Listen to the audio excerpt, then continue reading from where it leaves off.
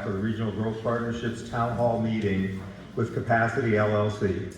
My name is Tom Hamway, and I serve as the president of the Regional Growth Partnerships Foundation, but also get involved in many of our technology-related projects that we're trying to attract and grow in the region.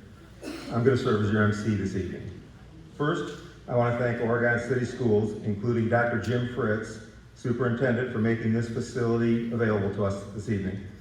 I'd also like to thank the City of Oregon and the Oregon Economic Development Foundation for all of their assistance with tonight's event as well. A few housekeeping items. First, the restrooms are in the lobby, which you can reach from the rear of the auditorium. And secondly, if there's any type of emergency, there are exits at the rear of the auditorium and on the sides of the aisles. You may wonder why the Regional Growth Partnership is hosting tonight's event. It might be helpful for us to explain a little bit about what the RGP is and is not. The RGP is the lead economic development agency serving Northwest Ohio. Our mission is to help existing industry grow in our region and to attract industry which can utilize the business assets that we have in our region. We like to say this work results in wealth creation. Wealth creation for individuals who find jobs and careers, wealth creation for companies who can operate at a profitable level, and wealth for communities because community gain tax proceeds from a vibrant economy. The RGP is privately funded by the business community in the region, and neither our organization or its employees earn any compensation if a business locates in the region or not. One of our primary objectives is to attract new industry to our region, and that's why we are hosting tonight's event. It is the RGP that first worked with Capacity LLC to find a suitable location for their high-tech industrial development. The purpose of tonight's event is to give Oregon residents and citizens the opportunity to interact with Will Turner of Capacity LLC. The reason for the interaction is for the reason for this interaction is for Oregon citizens to get clear answers from the developer of an Oregon project about questions and concerns regarding the project. So I understand we may have citizens from other communities outside of Oregon in the audience this evening. We'll only be taking questions this evening from citizens that live in Oregon. After Will Turner makes his comments, we'll take a few questions from Oregon citizens on many different topics, I suppose: energy, water, noise, light, and any others you may have. We ask that if you're an Oregon resident, step to the aisle and Ashley or Brittany, where are Ashley and Brittany? They're in the back there. We'll bring a microphone to you. For those of you that are not Oregon residents, please note that tomorrow night at Anthony Wayne High School, Lucas County is hosting a data center town hall being broadcast by WGTE, which begins at 5:30 p.m., and you're welcome to attend that event and present your questions at that time. To start our conversation tonight, we want to set the stage for economic development from Oregon's point of view. We've asked the current mayor, Mike Safarian, to say a few words on the city's behalf about the importance of economic development. Mayor Safarian?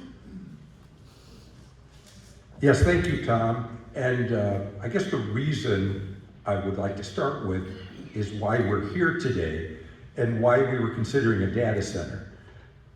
When any politician runs for office, economic development is always a key topic. Everybody wants to develop. Everybody wants to have funding so that they can expand city services. City of Oregon is no different.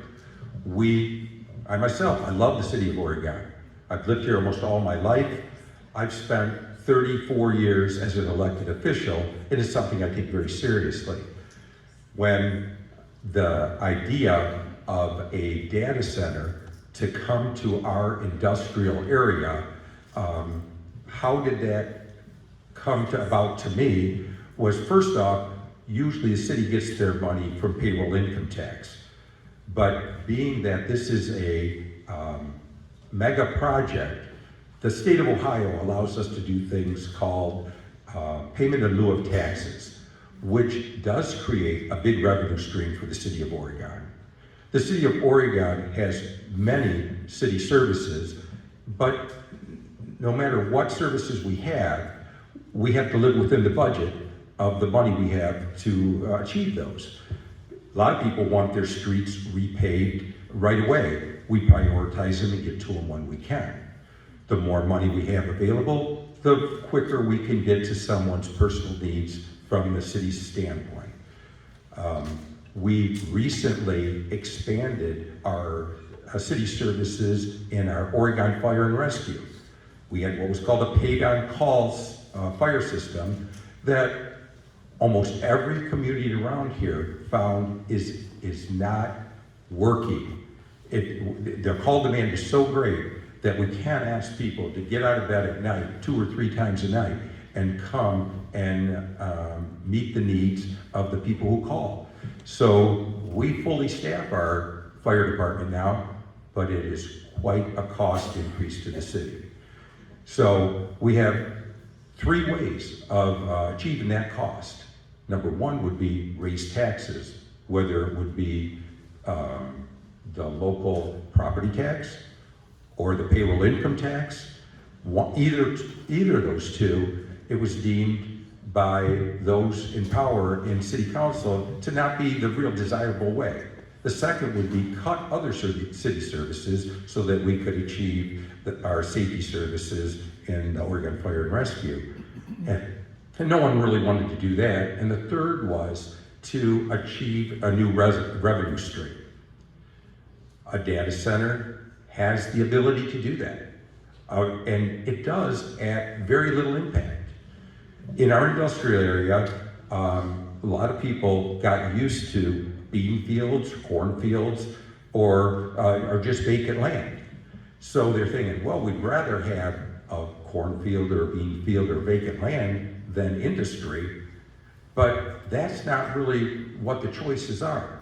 It would be a manufacturing plant, some type of heavy industry, or a large building that is designed to be very attractive and very minimal impact to the city.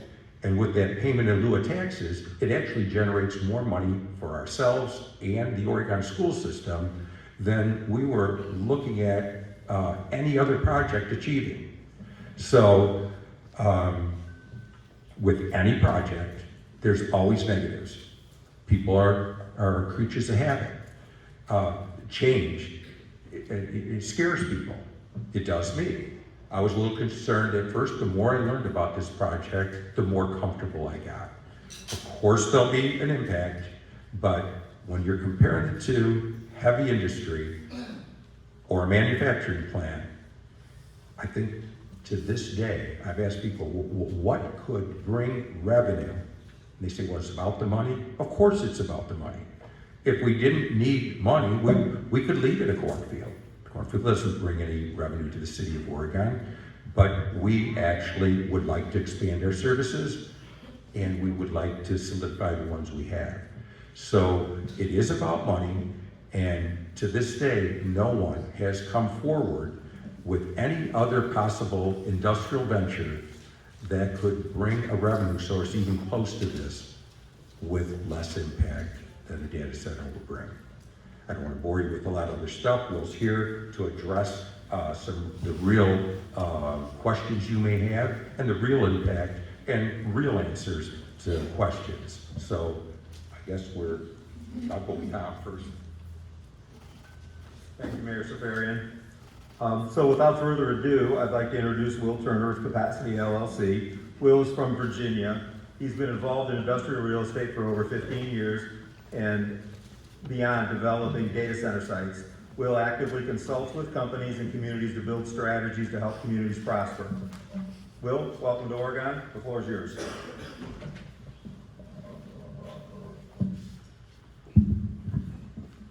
Okay. Yeah, there you go. Okay. Well, hello, everyone. I really appreciate everyone coming out this evening. As Tom alluded to, my name is Will Turner. I'm a developer, and I have a couple of different companies. Terra Group, in which I do site selection, development consulting, industrial-based consulting for communities. Capacity is my development company, and so data center is a big part of what we do. I've been focused on data centers now specifically for about a decade. And what I do is I create a product. The analogy I like to use is if you have a piece of raw metal that you machine or you bend, you fabricate it somehow into a value-added product, you have taken raw material and turned it into a value-added product. I do that with land. I take raw land and I turn it into data center land. I do this through getting the sites entitled, energized, and environmentally sound to develop on. So the entitlement process is related to the zoning, make sure I have the political approvals to build the projects, and then my customers can build the projects that they want on the properties that I provide to them. The energized standpoint is power. We're making sure that, traditionally I was making sure there's enough power on the grid to supply the project. We're now looking at on-site generation in the industry as a solution moving forward. And on the environmental side, we check to make sure that we are not infringing upon any wetlands, that we are not having any environmental impact. And in this instance, there's an example of us having abandoned wells on the site that we're working to plug up with ODNR, and the city is helping us with that. I started doing this in Loudoun County, Virginia. So if anyone's been tracking, reading up on data centers, you've probably heard of Loudoun County Data Center Alley, Ashburn, Virginia. So that's my home base. I had the honor of serving on the Loudoun Economic Development Commission for a number of years, and I was exposed to this industry right as it was starting to grow from that. We ran into a lot of challenges that in that area we were trying to deal with. Water was one of them. We had enough rooftops in which we were able to do a gray water system, but we've, as an industry, water has been a challenge that we've worked to address, and I'll talk a little bit more about that this evening. I thought that it might be good to start with what's the purpose of a data center? Why are we building these things in America?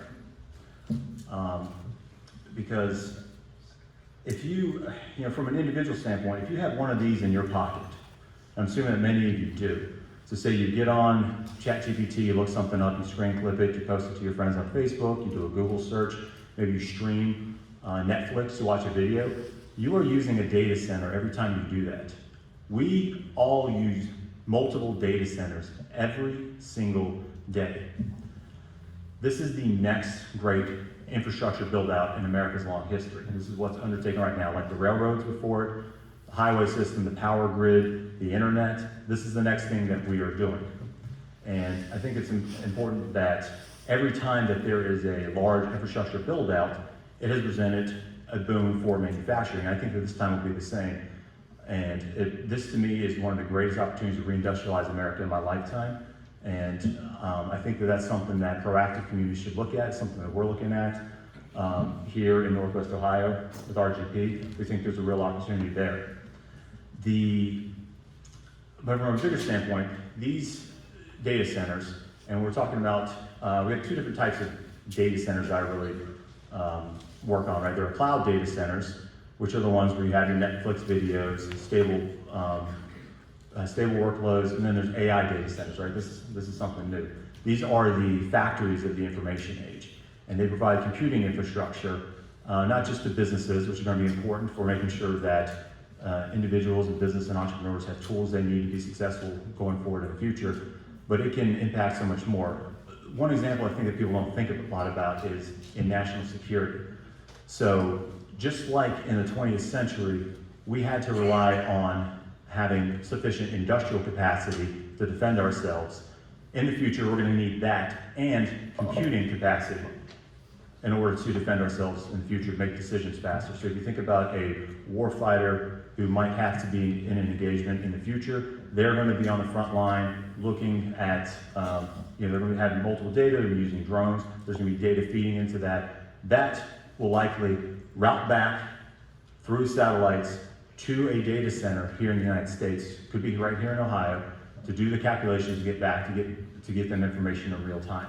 And what I always think about to keep me motivated in what I'm doing, is I think about that soldier in the future who's on the front line, they're getting information, they're trying to make that decision, and their adversary makes that decision faster than they do. Because we failed to build the infrastructure here today. This is a critical thing. Everything that I and my cohorts in the data center industry are working on, I believe is fundamentally important to the future of this republic. And I think that every project we do is important in that regard. That said, I want to make clear that there is a right way to do data centers. And to understand what that right way is, I think it's important to break down the different components of a data center. I like to think of it in 3 buckets. That a data center is essentially power, cooling, and compute. So compute we've already discussed, that's the servers, you have the server racks inside of the data halls, and they burn hot. And so you need to have cooling in place. Traditionally, that was done with systems that were called open loop. I call them open tap, because it's just like leaving the tap open. They're just guzzling enormous amounts of water. That was a big challenge we were having in Loudoun County. The industry has come a long way in the last decade, particularly in the last couple of years, in which we've moved towards closed loop cooling systems. So what is closed loop? You've probably heard a little bit about this. Essentially, you have water through a pipe that goes right to the server. They're now getting direct to the chip itself for cooling, and there's a water and a coolant mix, and that is used to transfer the heat instead of it going through the air as traditionally. So traditionally, a data center had big chillers on top. They were doing evaporative cooling. These things were dripping, causing a bunch of noise. In fact, it's one of the 2 biggest noise for the things that have a noise impact outside of the data center. The evaporative cooling, the chiller is one of them. The other one is the jets, like the diesel generators. So those are the 2 big problems when we talk about noise. I'm sure we'll talk about noise a little bit more tonight. Focusing back on cooling, what closed loop cooling does is when you transfer it to water. Water is important because water is 800 times denser than air. Air can only hold so much heat. Water can hold a whole lot more. So you transfer that heat onto the water, it goes up to a different section in the data center, and there fans are blowing on it to cool it, and before it returns and recycles in the loop. All right, and when I'm talking about cold water for a server in this regard is 90 degrees. So to give everybody an idea, the water stays inside the loop once it's topped off. So there's an initial top off, it's like filling a swimming pool. And then after that, it stays in the loop. I think there's about a 5% evaporation over the course of a year. And so you got to top it off, but then you continue it. But it stays in the loop. This cuts down on mechanical costs. It's a little more expensive up front, but it's the right thing to do because we use substantially less water. So the industry is now achieving, and you can look this up or Google this, data centers, closed loop. You can use the term WUE, water usage efficiency. Those rates are now approaching 0. Phenomenal achievement. Now that we're projecting 20,000 to 30,000 gallons a day on this project versus others in the past, the old water guzzlers, right, using the open tap system, using hundreds of thousands of waters. I mean, that was not sustainable. And the industry cares about their impact. It's been invested a lot in this to be good stewards of this resource of water. So now we focus on power. So power goes into the cooling and the compute predominantly. One of the biggest concerns that folks have right now is that power rates are going up. So I want everyone to understand that data centers are only one part of what's going on. There's a whole series of megatrends that are just hitting at this point. So data center demand is tremendous. That is occurring. One thing to fundamentally understand about what happens to ratepayers is that it's not the load itself that is driving rates up. It is the need to build out the transmission infrastructure to support that load. Transmission towers, substations, that you have to buy large power transformers, breakers, all of this equipment. The reason that's important is because it plays into why it's the right way to do power with data centers is to put it near the transmission infrastructure that's existing. That's what this project does. So we like this site and we look for this because it's right next to a major 345 kV artery. There's a lot of power that runs through there. If you have a data center and you put it a half mile away where you have to run the transmission lines, which ours is about that or less, and you have another one that you want to put in the middle of the field about 5 miles away, well, you have about 10 times as much cost on that latter one that you put out in the middle of the field. All of that gets built back into the ratepayer, particularly when you're stretching it away from the core infrastructure. And so the right way to do data centers is to site it near power infrastructure to keep down those transmission costs. By the way, this is true of non-data centers as well. So if we think about another mega trend that's been happening in our life, like in our recent lifetimes, is the push towards renewables. We're shutting down coal plants and other forms of generation. We're trying to add renewables to it, but renewables, by their very nature, because they take up so much land, you have to put them far away. And what that requires is a lot of transmission infrastructure. So while we think about particularly the subsidized cost for solar panels and wind turbines as being affordable from a generation standpoint, one of the more cheapest forms to build, the transmission infrastructure is greater because you have to put it out further. And I'll just give an example. Like if I were to power, we're looking at a 500 megawatt project. If I were to power that entirely with solar panels, well, the rule of thumb that I've consistently heard from industry is that you need about 10 acres of solar panels to support a megawatt of power. So that's 5,000 acres. That would be covering a quarter of the city of Oregon in solar panels. I don't think that's being a good steward of the land. I don't think that's feasible or sustainable. And so we look at some other ways to handle that. Another mega trend happening with power is the mass electrification of society. So if we're moving towards electric vehicles, we're electrifying buildings, people are now mandating that you can't use gas to heat. It's being all thrown on the grid. This is extra load that's being put on the grid requiring new transmission infrastructure. The biggest mega trend, the one that gives me the biggest worry, is a cold hard fact that we all need to face. Our power grid is old. It is in need of updating. The transformers, the poles, everything in it. I like to use this one data point, or I really think it strikes home. The average, the intended use life of a large power transformer is 40 years. Does anybody know what the average age of a large power transformer is in the United States? It is also 40 years. And that's not good. And so, regardless of the data center demand, we are now going to be facing increases in rates because of all these other things that are happening. Now, of course, data centers are a big component of that. We can try to alleviate that impact through proper siting, and data centers take on some of the costs with their infrastructure bills that serve their project. The other way to do it is on-site generation, which I can talk about a little bit more as well. So, as we think about the grid, that is ultimately, that whole story led us to Northwest Ohio. That's why I'm specifically here with you tonight, and why I looked at this site originally. So, several years ago, we were doing an edge requirement. So an edge is like a small data center, and by small, I mean like 20 megawatts, which is still a substantial amount of power based compared to other uses. And we were looking all over the country, Sacramento, El Paso, lots of different places. And we started hearing from the utilities supply chain issues. COVID had some of this impact, but they were having trouble upgrading the grid. We had already seen this in Virginia because a lot of it driven by data center demand in Northern Virginia. Dominion was having some issues there where they're actually having to slow down on providing power to data centers because they wanted to protect the grid, protect the firm load that went to residential, to houses, hospitals, and everything like that. So we identified this as an emerging problem, and we got ahead and said, look, on-site generation is going to be the right way to do this in the future. And we assessed all kinds of power. Solar, wind, I've spoken a little bit of that. We looked at hydrogen, which I think is a little too early. We looked at nuclear, we looked at everything. I'm happy to chat a little more about that. I'll just give you the summary that our conclusion was that natural gas was the only power that was going to help us keep up with AI this decade. And so we sought to go find pockets of available natural gas capacity. And that's what led us to Northwest Ohio. You have a substantial amount of natural gas energy here to support these large workloads. A lot of country does not. So a lot of America cannot support the build out of this computing infrastructure that will be so important to us in the future.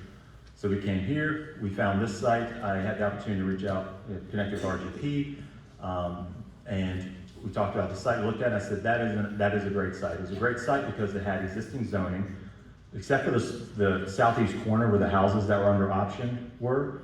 It was already zoned for everything we wanted to do. On-site generation, data centers, it was all by right.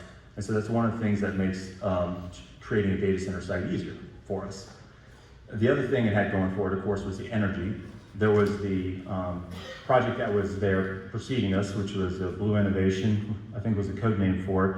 And as I understand, that was a chemical plant for electric vehicle batteries, right? It wasn't actually making the batteries, it was making chemicals for it.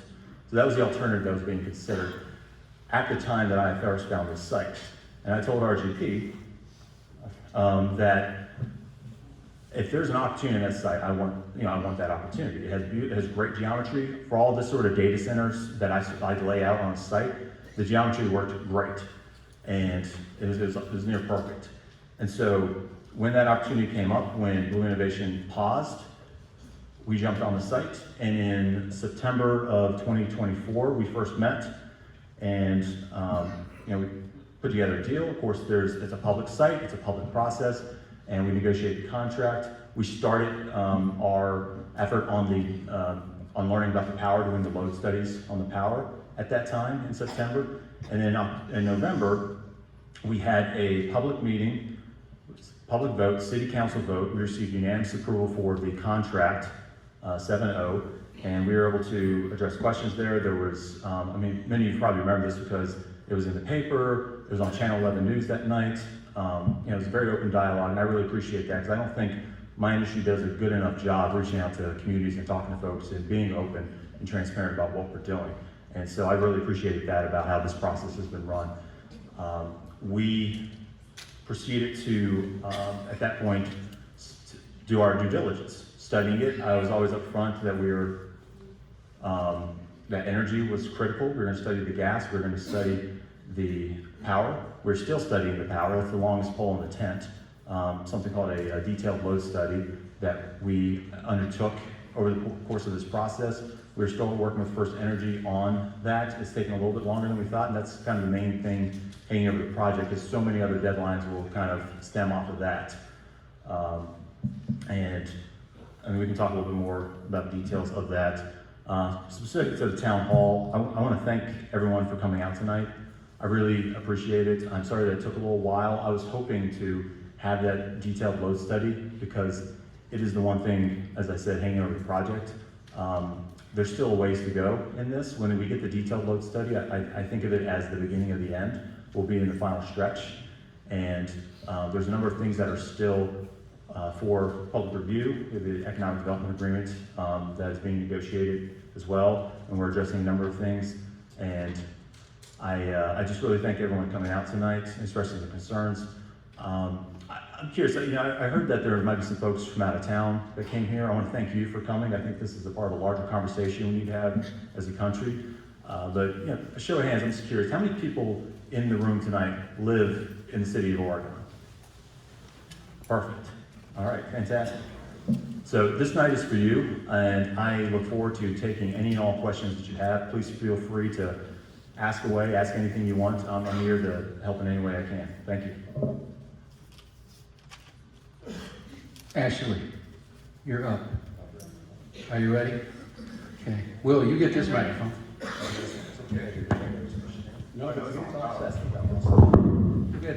We got a red microphone and a blue microphone. If I can see you. So if you're an Oregon citizen, come on up to the front so they can see you. If you're an Oregon citizen and you want to ask a question, just step out to the aisle and we'll get a microphone and we'll get you an answer. Thank you.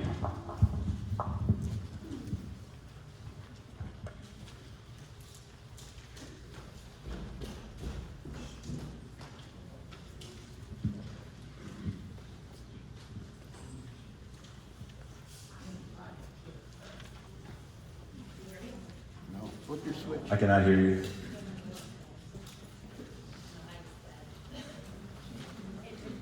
I thought we were going to do like Price is Right. Come on down.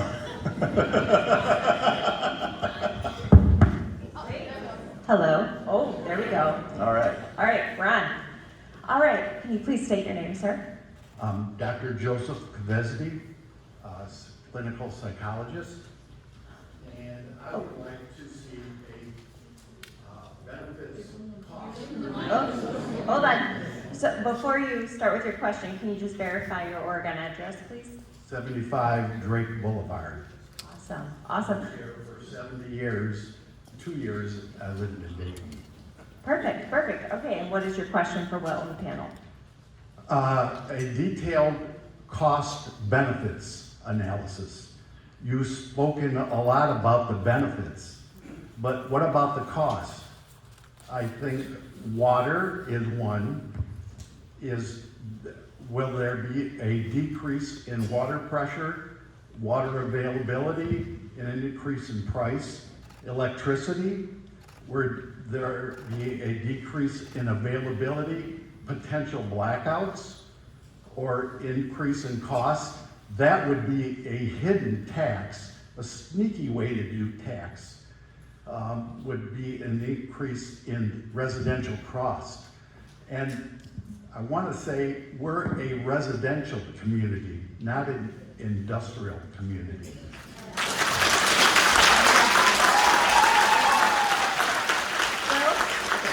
So, I understood there was 3 questions there? Oh, you got more, okay, that's fine. Pollution, water, air, noise, light. People have come here to watch the northern lights recently. Will there be an increase in lights so you can't see the night sky? Appearance, will it be unsightly or will it be landscape? An increase in traffic. With an increase in traffic, there's an associated increase in car accidents. So is that been considered in the cost? And finally, the identity of Oregon area. We are a sporting, nature, woods, lakes, farms. It's Oregon on the bay. Boating, fishing, birding, farming, hunting. President Eisenhower came here to hunt. That is our identity, not industrial.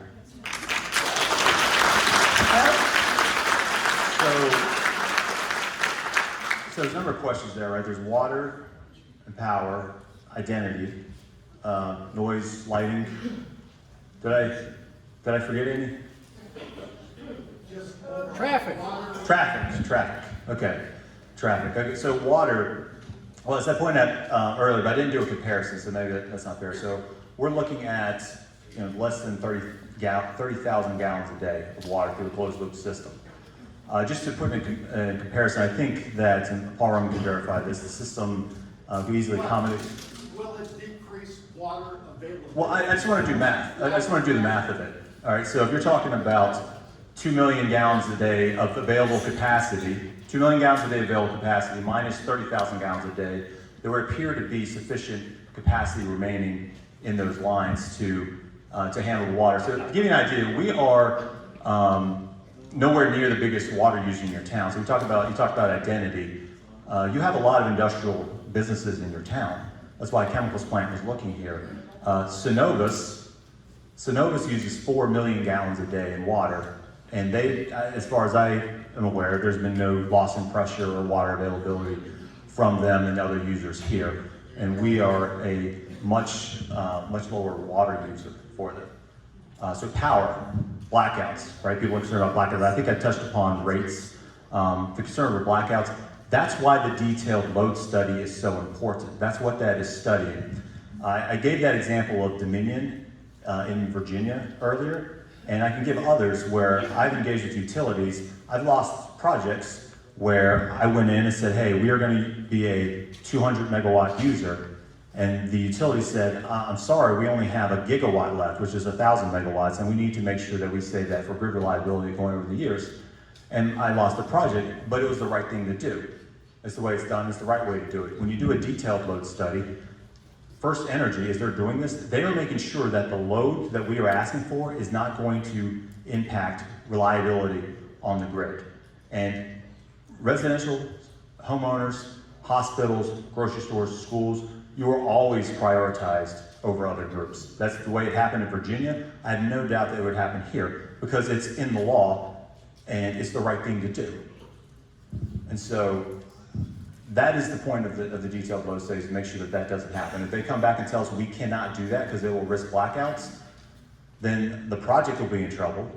But the more important thing is that your power will be secure. And that's the whole point of that study. We paid for that out of pocket to verify that. Traffic was another one.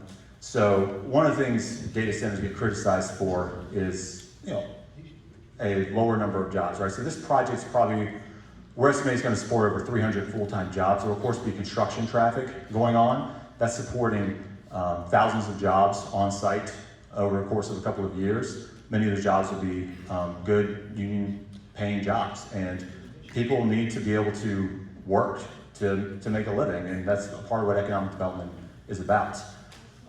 Look, I think that a community can have multiple identities. I come from Reston, Virginia. That's where I live. And we have data centers and nature living in harmony. And what I mean by that is that I have a data center right down the street from my house. I have a data center literally right next to my office. Does not bother me, looks fine, and I can also walk out and walk on nature trails. Because in Reston, Virginia, I don't know if anybody's heard of it, but it was developed by, there's a gentleman called Robert Earl Simon who sold, I believe it was Penn Station in 1964, went down and bought a huge tract of land in Virginia, and he made sure to preserve the old trees, the nature in there. And today, I'm the beneficiary of that, me and my children, right? We're able to walk on these nature trails throughout Reston, and we have data centers helping support our tax base, keeping our taxes lower. In Loudoun County, right, which is the neighboring county that I mentioned earlier, that I did so much work in, they get so much money from the data centers in their community that they pay 50 cents less per $100 of assessed value on their homes. They actually kept their residential homes down because of the data centers. And so I think that there's a way to do this, to do it the right way, and that's what I believe in. And I believe these are important projects, but I do believe we can do them in the right way. Air quality. Okay, so one of the things that I mentioned was that we were looking at on-site generation, I said natural gas. So we always scoped for this project, if whatever amount of on-site natural gas you mean, let me be clear, like we're looking at on-site generation as a bridging solution until the grid can be connected to supply the project. The natural gas engines that we are looking at are embedded with two technologies that are very important for air quality. One is selective catalyst reduction, SCR, and what this does is it takes the nitrous oxide, those are pretty nasty fumes under the Clean Air Act, and it splits them into nitrogen and water vapor.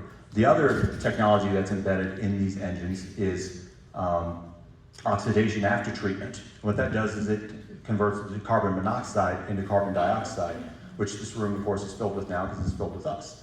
And so this is technology that's come a long way, can adhere to the most stringent EPA regulations, and because it can, it benefits us from a business standpoint because it improves speed to market on power generation. Because if these engines were not as efficient that we were looking at, then we would be considered a major source under the Clean Air Act, and we would be required to get a Title V permit, and that would take 5 to 7 years. That's not good for the project. That's not speed to market. But because of the clean air capabilities of this technology, we're able to maintain it as a minor threshold and deploy that infrastructure faster. That's how we're looking to do on make sure that we're improving air quality. That's the right way to do it. It's very important to me. Did I answer all of your concerns, sir? Oh, the lighting, yes. So the lighting, and this would apply to the noise as well. So first of all, I want to be very clear. We cannot break any of your laws. I don't know why I might need to say that, but I want to be very clear about that because there are lighting and noise ordinances that everyone has to adhere to, and that is the industrial zone has to adhere to. Everyone would have to do that to the property line, and there are ways to sort of mitigate some of that. I think some of the concern was glare off of the project, so I've conveyed that to the user. And some of the ways that we look at that are we do evergreen buffer trees to try to reduce glare at the ground level. What sort of lighting do we use? What I want everyone to understand is that noise and lighting are a component of the economic development agreement that is still being negotiated, and that is where that will be addressed. And data centers want to fit in well with the community. I certainly want any project I bring to any community to be received well and to address the issues that people have. That's why we are always looking for mitigation and ideas around mitigation. And I appreciate any and all suggestions that you folks have for helping to mitigate noise, lighting, and other things that are of a concern to you. Did I get them all? Didn't talk about noise. Okay, so noise, I'm sorry, I'll get to you in a minute, sir, be patient. So we have to adhere to a certain decibel limit to the property line, that's in the zoning ordinance. And the limit is very achievable by current technology. So the closed loop system, you're not using those big water drip in the back of the coolers on top like you did with the old what I call open tap systems. And the generators are now enclosed, and we'll use, there's mufflers and other things that are employed now to keep that noise down. I think it's important to remember, I talked about all the issues that we had in Loudoun County over the last decade. Any new project going forward, including this one, are going to be the beneficiaries of all the issues that have been resolved and engineered for. And so I think what's important is that folks do their research so that they can ask good questions as you are. I'm trying to be proactive and come and tell you like, hey, these are the ways we're trying to do it the right way. There's a right way and there's a wrong way to do data centers. We don't want to impact the communities. We've learned a lot over the last decade, and we want to bring that to your communities so that this is a successful project for everyone. Sir, you've been patient. Thank you. Thanks for your patience. What's your name, sir? My name is Jim Davis, Can you please confirm your Oregon address? 5494 Bayshore Road. Thank you. And what's your question for Will and the team? So I understood that power generation was part of this project. The zoning for advanced manufacturing does not allow for power generation. It's specific in the code. So I wondered how you're going to address that on this site. Also, what is the nature of these engines that you're talking about? I mean, there's different technologies. I don't know if you're talking about gas turbines or internal combustion engines, and whether you're talking about combined cycle. Combined cycle, of course, will also use water, and if it's a combined cycle plant, it would also use water, which I don't know if you accounted for that in your stated figures. The other thing that I'd like to mention is Oregon Clean Power 1 has just been sold to Indiana Power. So that power is going to go to Indiana to data centers out there. So that will no longer, that generation will no longer be available for this area. Okay, so zoning first. So the site has two zonings. It's advanced manufacturing on the east. It's commercial industrial on the west. That is where we are allowed to do on-site generation.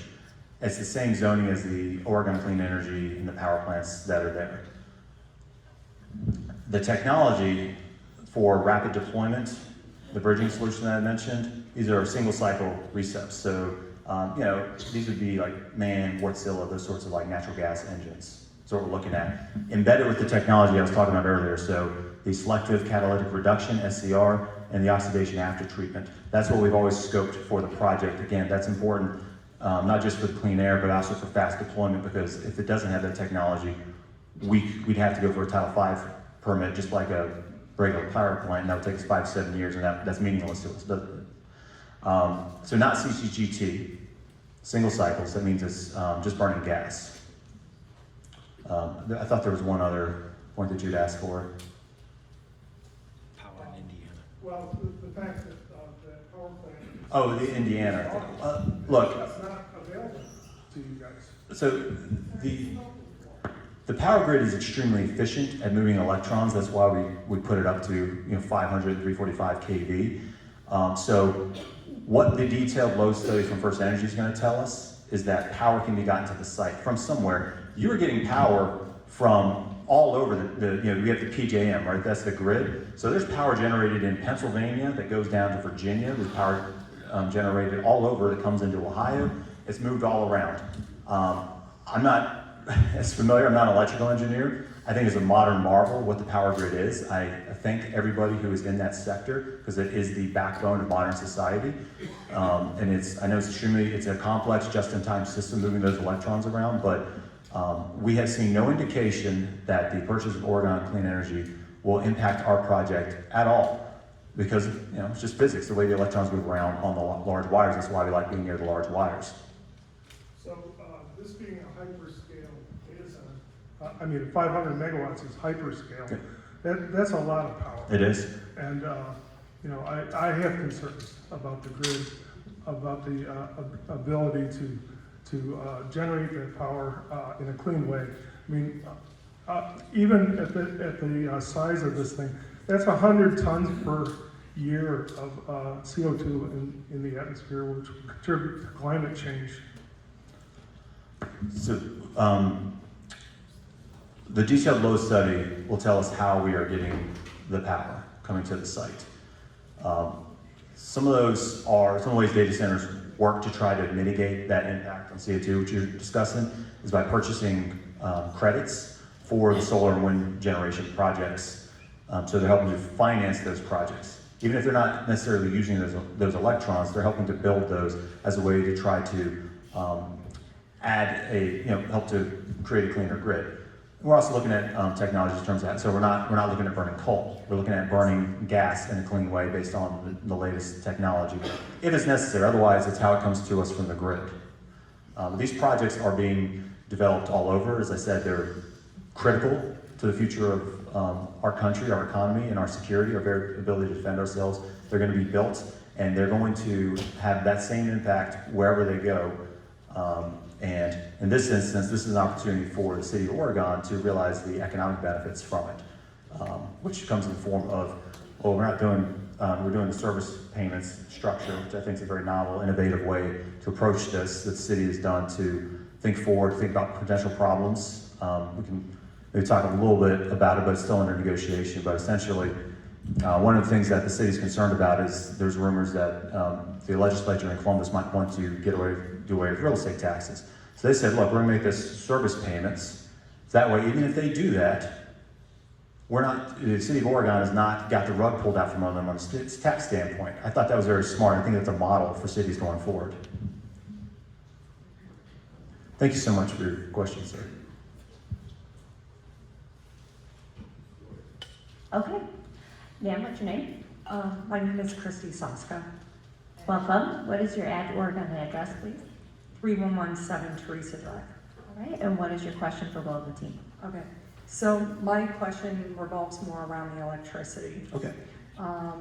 Because I'm looking at an article that is 2 weeks old, posted by BBC News and Bloomberg on Loudon, Virginia. So about the county that you developed That's right. with data centers. So according to this, the people that have been there for over 5 years, and that data center has been there for 5 years now, right? There are lots of Close to data 5 centers years. that have been there for more than 5 years. They have 199 data centers in Loudoun County, Virginia. And according to the residents there, they've witnessed their electric bills in the last 5 years go up 267%. Now, I don't know about you guys here in this room, Oregon, Ohio, but this summer, I saw an electric bill that I've never seen in my entire life. In July, had an electric bill that was 2 times what it was last year, because I'm in business. I'm actually a very business-favored person, okay? I'm in management, I've been in business for over 20 years. I'm supply chain, been up to director roles. So I love business, okay? I think business is the heartbeat of what keeps this country going, okay? So I'm not anti-business, but I have some concerns about these because being able to afford to live has got to be a priority. And our electric bill was already 2 times what it was last summer. And also, I'd like to know from Oregon City Council members, government, I find it odd that this summer I had people knocking on my door soliciting solar panels for my roof. How many times I had people soliciting solar panels for my roof, which by the way, I work for the solar panel company here in the area. And I'm all for solar panels. So here's my other question. Instead of putting the heavy pressure of the electric rates on the people of this town, how about, and you were talking about initiatives, green initiatives that you guys want to back. How about you look at putting solar panels up on your roofs of these data centers? How about in your parking areas? Because where I work, we're building solar panels all over our parking area, helping supply our own electricity. So how about you putting back in by utilizing the area that if you were going to take this land and utilize that to help feed some of the electric back in that you're taking. Okay, so I'll take solar first. So as I said earlier, if we were going to supply this project entirely with solar, I would have to cover a quarter of the city of Oregon with I'm not solar saying panels. higher. I'm not So saying partially- higher, but anything you do to try to help, if you want to be a part of the community, we need to get back to the community, because right now, everything that I've read and seen is taking, but I'm not seeing a lot of contribution. I'm hearing about taxes, but I can speak loud enough. That's okay. fine. No, you can have a Loud right to. enough. I'm good at speaking.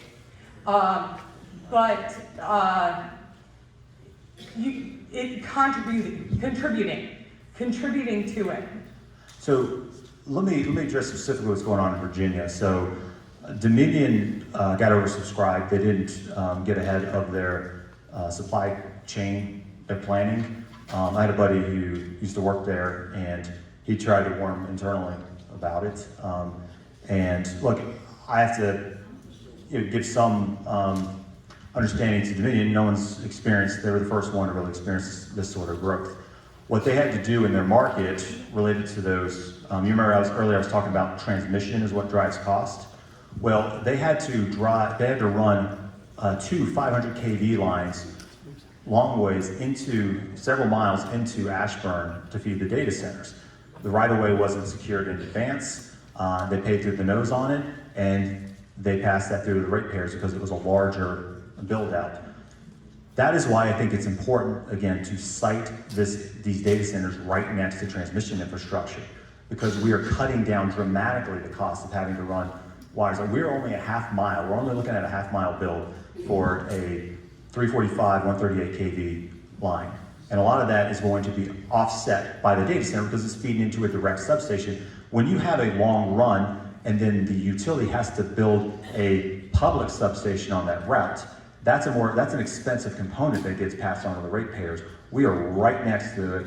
We're building a substation there on the site. And that's another reason why I think it's the right thing to look at on-site generation, is because that is a privately capitalized form of generation, and that's not getting passed through to the ratepayers. PJM, which is the grid operator for us, I believe today, we're taking up this issue of trying to prioritize data centers that are willing to bring generation into the equation. Now, we long thought that this was the right thing to do, because we can't just show up and be like, hey, give us a bunch of load and cause problems. We should take on generation as a community, as an industry, and a lot of folks are looking at that, and I believe that's the way it's gonna go. And I believe, I personally believe that the regulatory apparatus is gonna also think that way and look at, hey, you gotta bring generation, these loads are massive. And we're trying to get ahead of that because it's the right way to do things, and that's very important to me, as I've said. And you know, on the solar front, it's just energy in general. Like, we are trying to find ways to be more efficient and take on more of those direct costs, so that those aren't borne by the ratepayers, and trying to be smart in how we plan this infrastructure. So, thank you. And again, I'm sorry for the impacts that you felt to your business. Loudoun County, they have been able to reduce the taxes. Like I said, it was 50 cents per $100 of assessed value. So it would have been like at about $1.30 per $100. It's now closer to like 85 cents. So that's a substantial percentage that they've been able to reduce because they've been smart in terms of how they use that tax revenue. So, thank you. Please. Hello, thanks for coming this evening. What is your name? My name is Reagan Roberts. Reagan has verified her address with me. Okay, great. And she is an Oregon resident. What is your question? Hi. So yeah, I'm an Oregon resident. I also grew up here, and professionally I'm a wetland scientist, so I know you mentioned siting and wetlands quite a few times. Yeah. I did a little bit of research on where you're proposing to have this data center be placed, and I did see that there was a mapped forested wetland. 5 acres. Yep, and then there was also a number of areas where there was aerial evidence of inundation within the farm itself. And I saw that also the majority of this property has hydric soils. So when you talk about siting, and I know you've also spoken a lot about water quantity, but I think it's important for us in Oregon to also talk about water quality as well, because the area where you're proposing to place a data center is in an impaired watershed for a number of heavy metals and other issues as well. It also drains directly into Lake Erie, which provides our public drinking water supply, and is also impaired for algal blooms. So knowing that there are wetlands on the site, and that wetlands also are our strongest defense against preventing algal blooms and contaminating our drinking water supply, I'd like to know, number one, have you had a wetland and streams delineation performed on the project? Number two, do you plan on impacting those wetlands? And number three, if you are going to impact them, have you completed an anti-degradation analysis? So,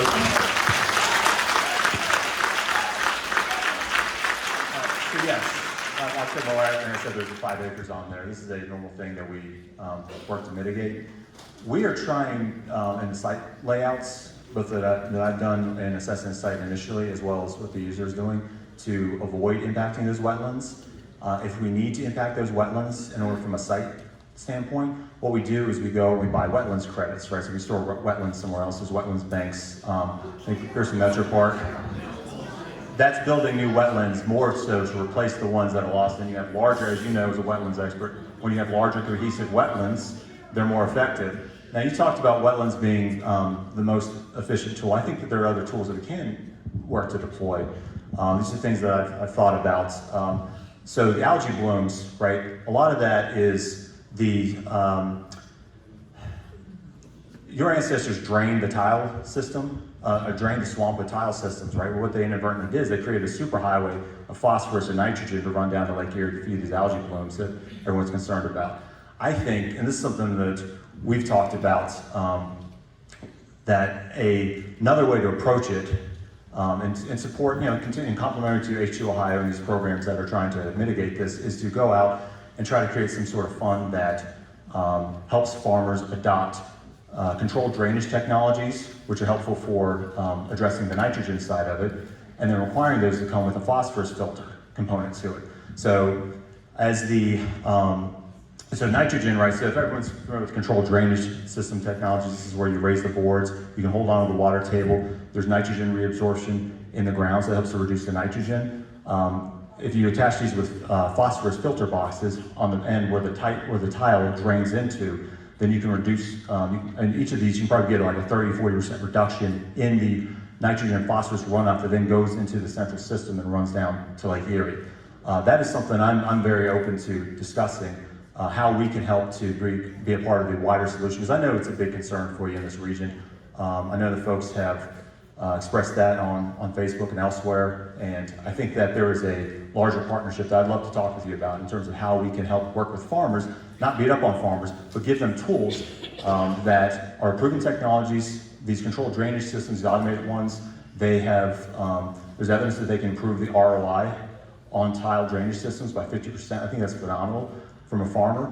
I mean, my father was a farmer in Virginia, and they lost several crops, soybean crops, corn crops, to drought, freezes. They're still paying it off when they were putting me through college.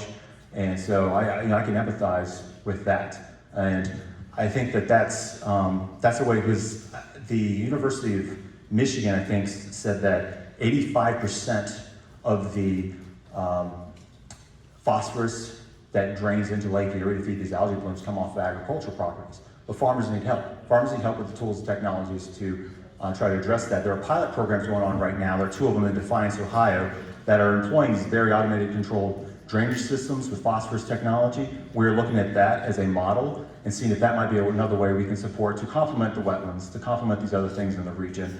I'm certainly open to looking at ways that we can help to mitigate those issues that everyone in this region cares about. Was that something that we could discuss? I'm just a little confused. Are you impacting the wetlands or no? If we impact the wetlands, this is a normal process. It is a normal process for somebody to mitigate wetlands by buying wetlands credits elsewhere and restoring more wetlands elsewhere. We are trying not to. I am telling you, we are trying not to. But it's 5 acres on the property that we are trying to develop. But I believe we can avoid it, but I can't. I mean, we're still going through site layouts. Excuse me? So because I don't yet have the full final information to tell you, doesn't mean I'm withholding information. I'm being truthful and telling you where we are in the process. You can take that as you are. Obviously, you're taking it one way, but I'm telling you what we know up to the point that we know it. And we have my layout that I looked at it. I thought that we could avoid it. The users looking at it, their initial read is that they can avoid it, but it hasn't been finalized yet.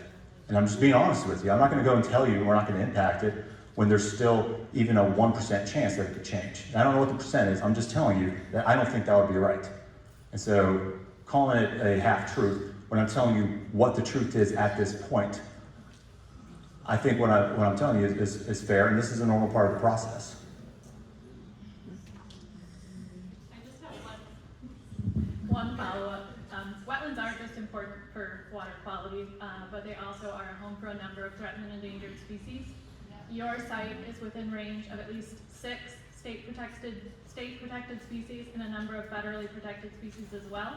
You're also in close proximity to a number of birding hotspots, which was brought up earlier, which we haven't discussed, which actually hold hundreds of documented protected species under the Migratory Bird Treaty Act.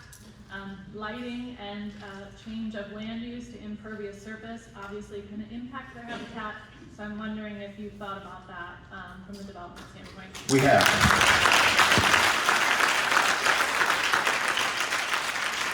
I would love to learn more about what you know. You've also studied this greatly. From what I've seen, we are outside of what typically U.S. wildlife regulations have construction management buffers, and we have not seen ourselves in that and impacting that. But I would love to hear more about what you're saying.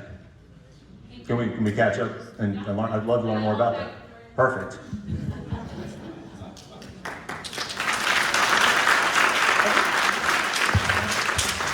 All right, ma'am, can you please state your name? Connie Trudell, All right, welcome, Connie. Can you please verify your Oregon address? 5046 Dove Road. Thank you, Connie. What's your question for Will? I have more than one question on different topics. Would you like me to address them? I'm one at a sure. time? Yeah, I mean, we're doing like multi-rounds. So. Okay. The first one is, what are the regulations on both a state and federal level for hazardous waste disposal from data centers? Please provide the specific citation for the Federal Code of Regulations and the Ohio Administrative Code. Okay. I don't have that off the top of my head. I'll have to get back to you on that. I think what specifically are you concerned about running off from the property? There's all sorts of hazardous waste associated with data centers, plenty of heavy metals, mercury, lead, cadmium, nickel, zinc, arsenic, chromium. Okay, so I will look into that. Again, I want to be very clear. We cannot break the law. And so we will have to adhere to, and this is what happens on any development, we have to adhere to the regulations that protect water quality. We have to. I think it's very important. I think there's a misunderstanding, the idea that I or my customers who come in here and do anything that runs afoul of the law. We cannot do that. We can't do it on noise, we can't do it on lighting, we can't do it on pollution or runoff. My next question is, where is the purchase agreement with Capacity LLC, which is referenced on the City of Oregon's website, Section H, page 9 of the Economic Agreement? Are you looking for the contract with the city? The Like our purchase contract? agreement. I mean, it's online. Should be. I mean, it was public record from November when we were voted to approve. Is my understanding. We of were it. not able to find it online. Oh, well, yeah. Make sure you get. Make sure it's posted. I mean, I thought that it was posted. When will it be posted? Can you email it to us? I mean, it's posted by the city and be accessible to all residents, not just the folks that are here tonight. But When will it be posted? as soon as the city can address it. I mean, I don't work for the city. I can't control that. Tomorrow to make sure it's on there, you said? We should be able to, Joel, you're out there, that shouldn't be a problem. Yep. Tomorrow. What? Yeah. Why was it not on previously?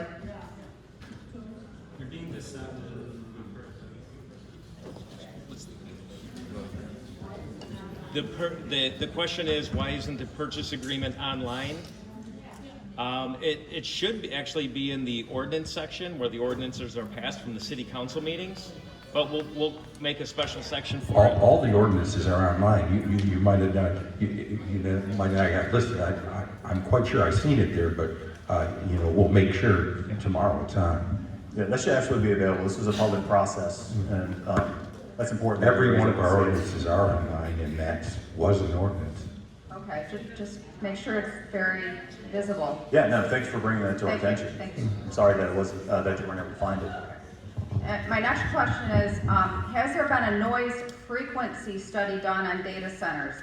Is there are consistent reports in a comprehensive review of the literature regarding adverse effects on humans, wildlife, and vibration in residents' homes? So those, I believe those sorts of studies are available that folks have done. Again, we are adhering to the law, that is, we cannot have noise going beyond, and we actually look to go under the decibel limits in the ordinances. Okay, but I'm not speaking about decibels, I'm speaking about frequency. That's a totally different subject. I understand, I mean, like, those are available. There should be Could you studies provide that are done on that. us with, could you provide us with one?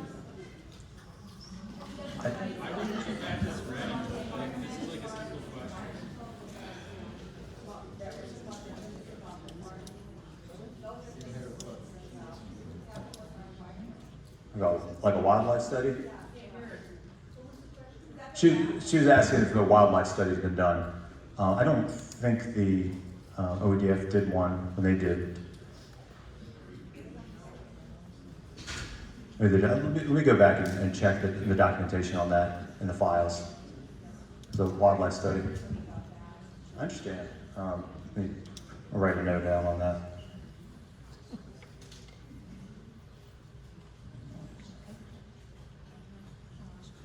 And Connie, you have one more remaining question. I do.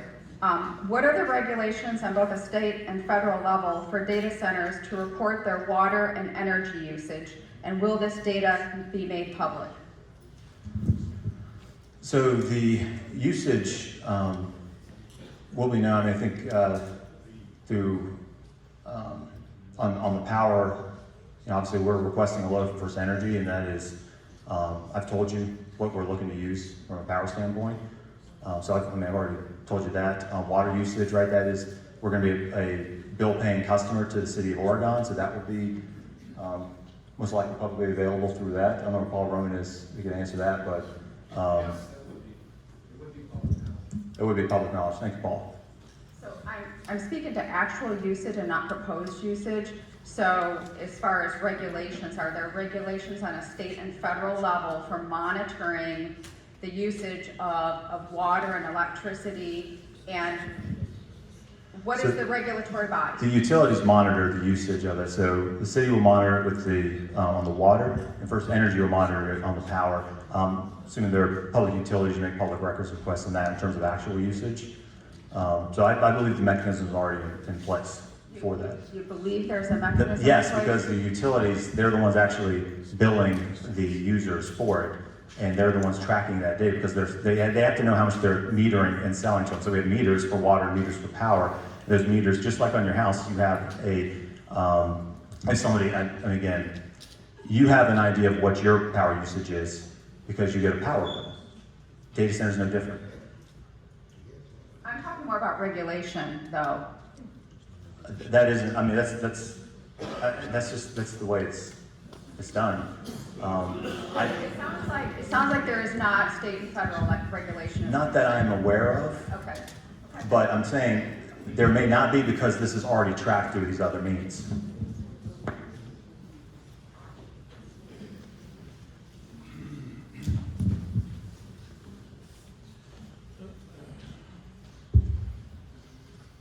Hello. Can you state your name, please? Diane Thorne. I live at 326 North Wind, really close to where you want to build this. And what's your question for Will Diane? I have a couple questions. For one, in Loudoun County, where you say you're built the data centers, the carbon emissions have gone up over 50%, and it's all attributed to the data centers. How will that not happen here? So have to look at the article and study that you're citing. I can believe it. And as I said, data centers are doing what they can to mitigate their impact on energy and on the environment. They care about sustainability, and we care about it. That's why I'm very interested in learning more, because I'm always trying to take in information. This is a great opportunity for me to take in information, hear concerns. No. Go to the mic. Yeah, use the mic. Go to the mic. Okay? Talk right. Stand up and go to the mic, please. This is why we're here. Just don't say, please go to the mic. I don't need a mic. Okay, well then stand up. Leave. No. Okay, answer your question. No, it sounds like you're just kind of going around the question. That's what we're all concerned about. You don't just answer it. So that's it. Did you have more? Yeah, I have. Okay, please. And also in Loudon, there's a gentleman named Greg Purio who lives there. And when he bought his land 13 years ago, he had lots of birds, wildlife on his land. And since the data centers have gone in, there are no more birds on his land and there is no more wildlife in his land. And this is attributed to the data centers, from the lights and the buzzing of the noises from the data center. How will that not happen here? So, again, we have learned a lot from the processes before, and there's a economic development agreement through which we are trying to address those things in ways to address those concerns, right? Lighting and noise, and we have to adhere to it. There's been a lot of advances in that, so. Please, did you have another one? So this data center, what we've been told is that it's going to be 8 buildings, and each building is going to be 200,000 square foot. Is this correct? So that was my initial siting plan for it. The building size and footprint, right, has to stay underneath a certain square footage across the whole property, right? It's called, it's like FAR, right? It's a measure of the square footage that you can build on a property. It may be 5 buildings, it could be less, right? That all depends upon the end user, the customer, how they want to take advantage of the site based upon the type of requirement they're looking to develop. So how, with all of those buildings there, and all the lights and all the heat that's generated from the motors trying to cool the water and everything, how do you stop that from becoming a thermal island where it creates so much heat that the average temperature around here will go up 5 degrees? So we're talking about any type of on-site gens we might use? Yes, it's been. Yeah, we're looking to have those enclosed. That helps in But it still back in the creates noise impact. a thermal island, so to speak, that the temperature in the surrounding areas raise. I would have to study the idea that it's going to raise it. It's done that. It's done that in Virginia. Okay, Why would it not do it here? ma'am, I'd have to study that. That's a good point. I'll write that down.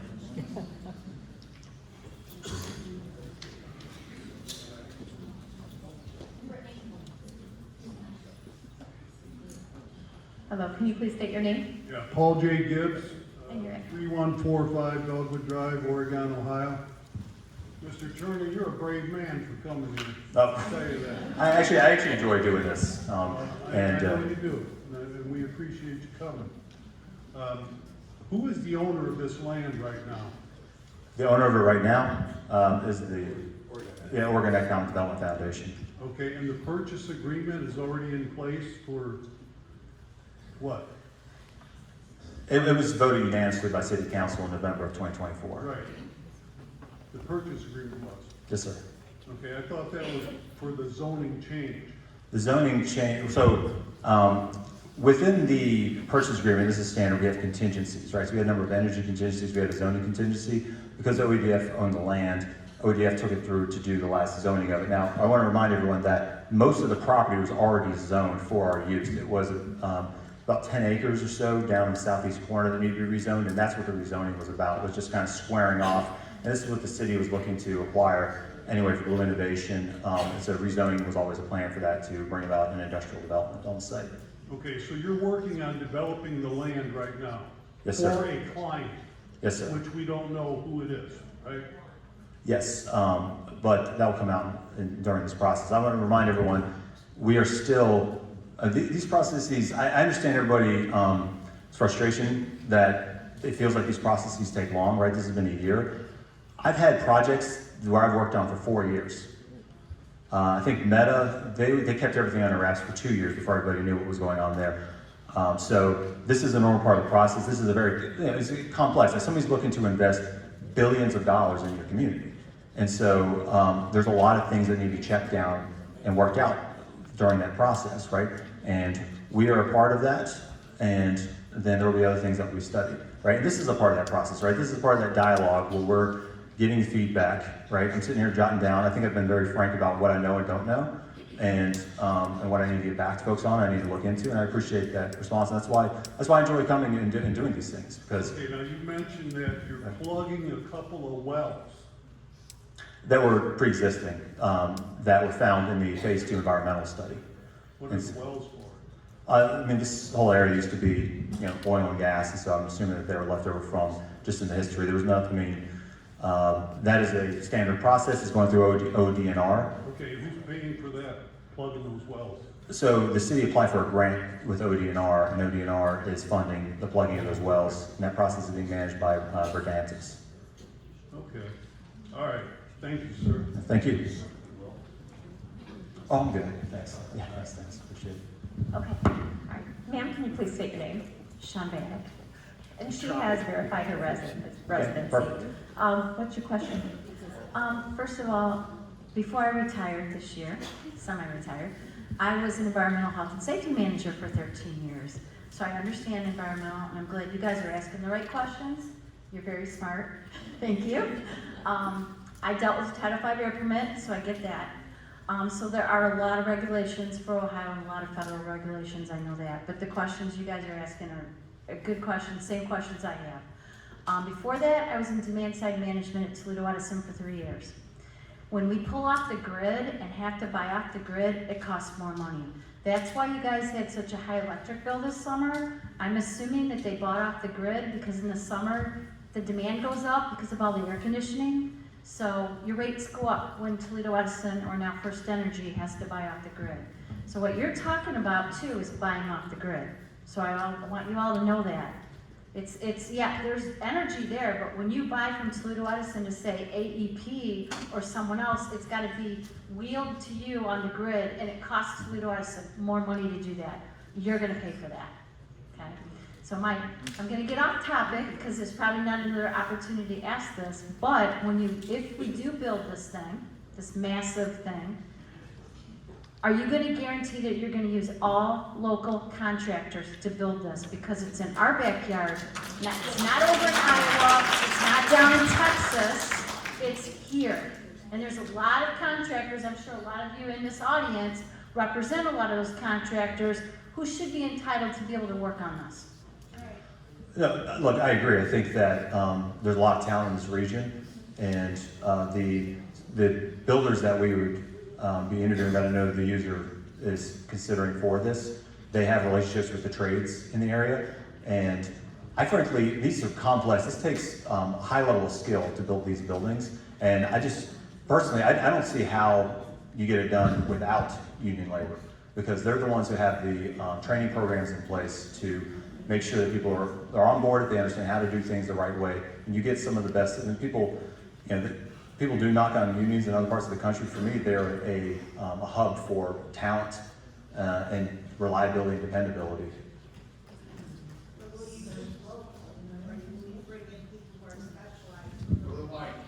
So the contractors, they have local relationships, and they'll pull from those local relationships first. Now, there's so much work to be done that there may not be enough workforce locally. So you might tap out the local, and then you might need to bring in outside workers. I think Meta's project, they're using a mix of folks, because there's just so many jobs, right? There's thousands of jobs being supported on that site. Excuse me, it's Well, your yes. turn to talk. Thank you. She's saying we need to have specialized people, and yes, these are highly complex builds. Sorry, so you have a question? I'm sorry, what is your name? My name is Mike Nino. I live 3205 Star, right down the street. So I just know for a fact that I'm an electrician, I'm a union electrician. Every person out there at the Meta Center is a union labor.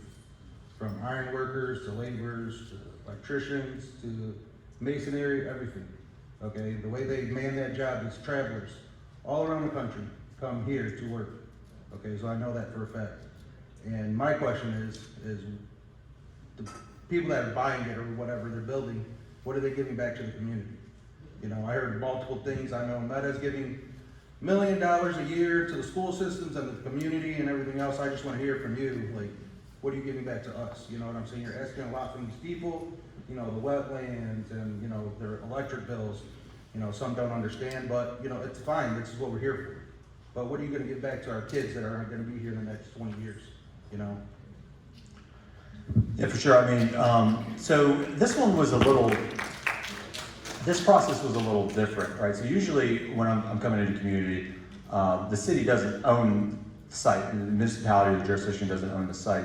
And so we negotiate proffers during the rezoning, particularly if there's a larger impact. So say you're converting all ag instead of mostly industrial to a data center site, then you're expected to come with more proffers, and we offer more proffers.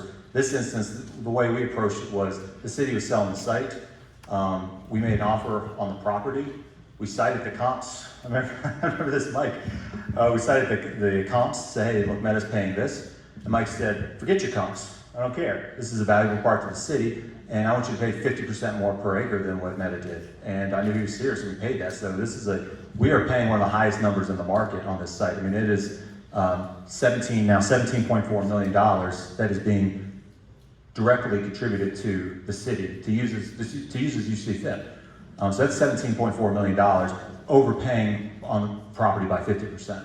So that to us was how we were getting back, and then it was, I assumed that you folks would engage with your city council on how that could be then distributed to benefit you as citizens. But I'm certainly open to other conversations. As I said, the usual process, when we're going in and rezoning, particularly rezoning a whole site in ag, particularly if we're impacting a comprehensive plan, then even though we're not buying it from the municipality, we are giving things that were called proffers. So proffers in a typical arrangement are, we might contribute to transportation, it might be funding for education, school systems, it could be public services like fire life rescue contributions, and parks. Like I'm a big fan of building parks, and those are things that we're always excited to do. But again, it takes kind of community feedback on what's important to you. As I said, in this instance, it was a little different because we just we paid a higher number for the city, and trusting that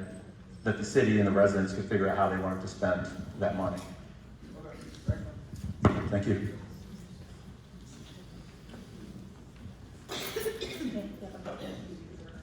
Please state your name. Sue Ross, Sue Ross, if you wouldn't mind verifying your address. 1110 South Stadium Road, Oregon. Thank you. And what is your question for Will? I have one question. I've heard all these great questions, and I've heard you talk about all the regulations. What I want to know is, are we wasting our time here? Is it a done deal? Are we stuck with this data center coming to Oregon, which we don't want?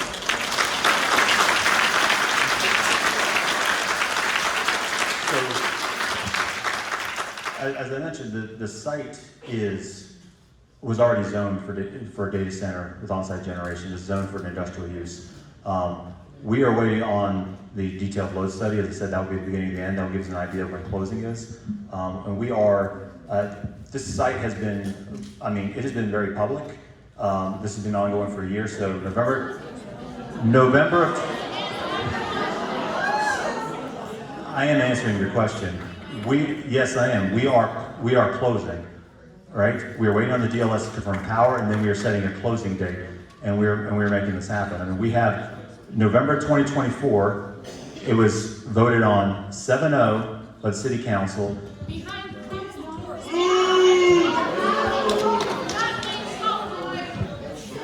It was a public meeting. There were members of the public there. I heard their concerns. Folks, we have people with microphones. Will's here under his own volition. We're here to have a discussion. If we're gonna just yell at people, the Oregon police will start to escort everyone out, okay?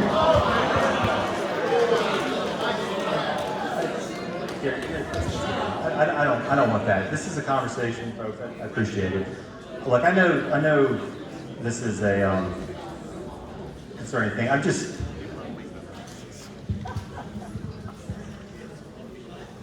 want everyone to know this has been a public process the whole time. No, please. I'd like for folks to stay. I'm still taking questions. I really want to hear from you. This was a public process the whole time. I've been there. I heard the residents that showed up. They expressed their concerns, and we were talking with folks, the city council members. They talked to me on the side, and they were expressing the concerns that residents were expressing to them. We've had ongoing dialogue with city officials to hear those concerns, and that's what tonight is about, and is getting those concerns addressed and hearing from you. Okay, well, we have a question over here. Other side. Okay. I'm sorry, ma'am, what's your name? Michelle Sobiar. I live at 1887 Sugar Bush Road in Oregon. And what is your question? First of all, I have just a statement. All these people that are here for the city council, a lot of us are people that would like to have agriculture, right? And somehow or other, we ended up getting zoned a lot of industrial per our city council. So if we really, truly wanted this, we should all, and I'm saying this for myself as well, show up to all these city council meetings and make sure that the remaining amount of our agriculture land does not get turned into industrial land, and that's the one thing. Then the other thing is, okay, if we're getting this data center, I don't remember, or I couldn't find the, President Trump had a big thing about these data centers and said, the great thing about them is that they're gonna do on-site generation for their own electricity. And I kinda wanna know, like, when, you're saying that you're gonna do that at first, but then you're gonna go into the grid, like, what's to stop you from actually, I would like to see it be a standalone, and my own electricity would be my own electricity, and this thing would do its own little thing.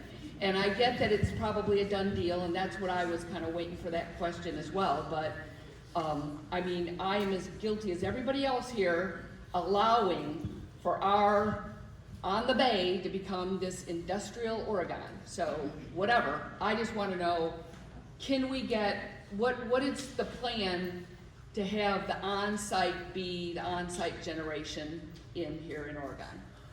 So, as I alluded to earlier, we're looking at on-site generation as a bridging solution. Our plan was always that when we got connected to the grid, that bridging solution would then be available to improve grid reliability. It would be extra power generation to help make sure that there was available power in the region. I mean, just adding it to the grid, basically. Data centers prefer to be grid connected, it's what they're used to. And that's always been their first choice. And it's also, you know, it's just for them, they're plugged into the reliability of the whole system. But, you know, they're coming around to the idea that natural gas is on-site a reliable source as well. Our solution was we wanted to come with a bridging solution, connecting into the grid so we had the safety and security of that, right, the redundancy of that. And then the assets would then be able to be dispatchable for First Energy. And that's how we've been approaching this whole model whenever we've approached a utility anywhere in the country. And I think that that's the right path going forward.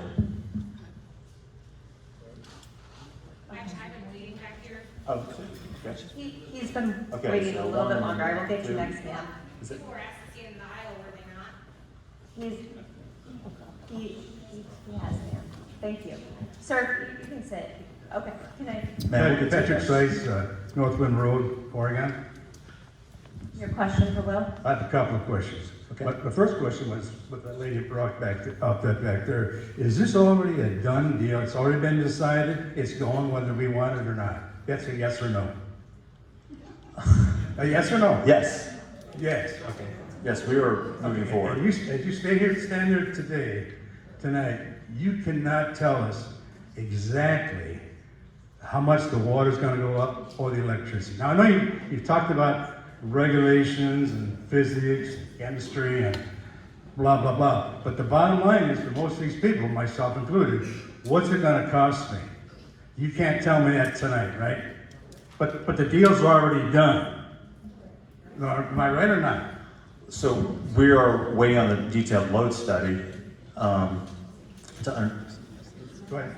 Sorry, yeah, I mean, so that's, I mean, we don't control your power rate. You know, that's the first energy question, is what the impact. We are doing everything we can to make sure that our impact is minimal on it by the way we're siting the project. And the water question, I mean, Paul can answer this better than me, but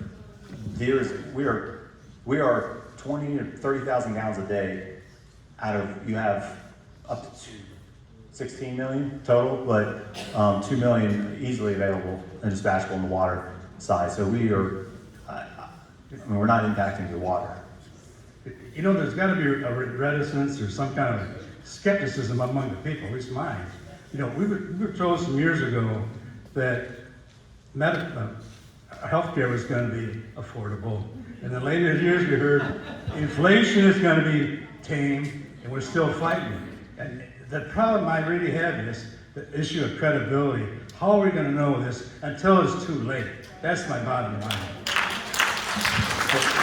Sorry, so on healthcare, obviously, it's a dynamic economy, there's a lot of things that go into it. So who are the ones that make the decision to do this? That's what I wanna know. Was that the council? Yes, unanimously, city council, we entered the contract multiple times. Okay. And they have no interest in this at all, right? What No do you mean? financial interest in this process at all? Like personally? Yeah. Absolutely not. Okay. It will. I'm sorry, this young lady back here, Paul's gonna answer it. Okay, I wanna make sure we get her question too, though. Thank you, Paul. One, this isn't a done deal because there has to be an economic development package still approved by council.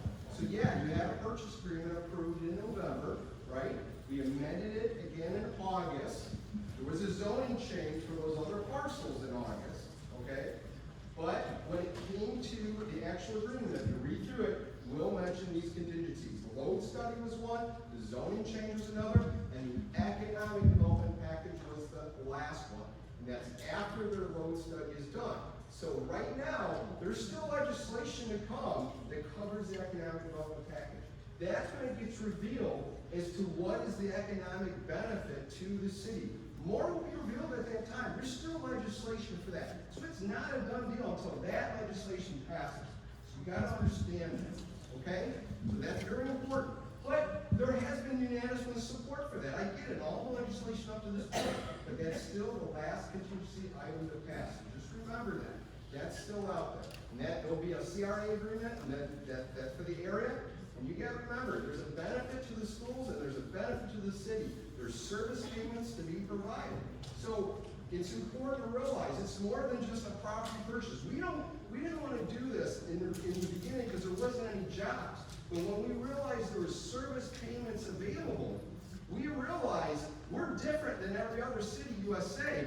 Here we own the land. We have more say in what we get, and that will come through that legislation. That economic development agreement will occur in the next few months. I'm assuming when that load study is done, we'll know who the end user is. That will be revealed when we have that legislation. That's still to come. We still have, as I've said, we still have a ways to go in the process, right? So the benefits are still being negotiated, right? The zoning is a done deal. And we believe that every indication we've gotten is that the load study will be positive, but we still need to get it back. There's still a process to go through. Thank you for waiting patiently. Can you please state your name? Kristen Beckman, 3223 Dogwood Drive.